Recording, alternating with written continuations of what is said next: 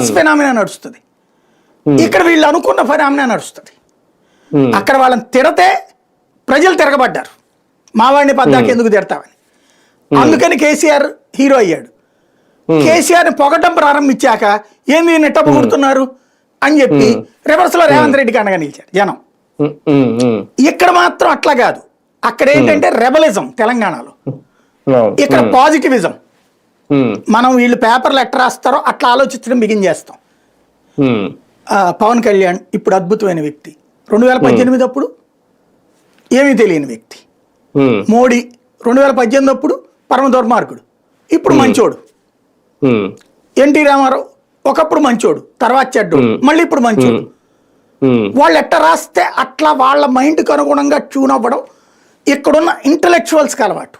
అంటే మేము చదువుకున్నాం అంటే ఇక్కడ ఏంటంటే మనం రెండు రకాలు. ఒకటి అక్కడ నిజాం నవాళ్ళకి వ్యతిరేకంగా పోరాడినోళ్ళు, తెలంగాణలో రజాకార్లకు వ్యతిరేకంగా పోరాడినోళ్ళు, కాబట్టి ప్రతి దాంట్లో మంచి చెడు ఆలోచిస్తారు.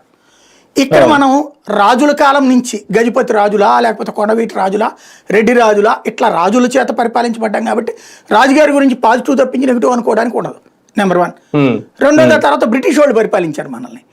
బ్రిటిష్ ద్వారా చాలా గొప్పోడు మేధావి ఆ రాజుల దగ్గర మనం బాంచంద్ర కాల్ముక్త అంటే అద్భుతంగా ఉంటుంది. ఇలా అలవాటు పడ్డాం, అంటే బానిస మనస్తత్వానికి అలవాటు పడ్డాం.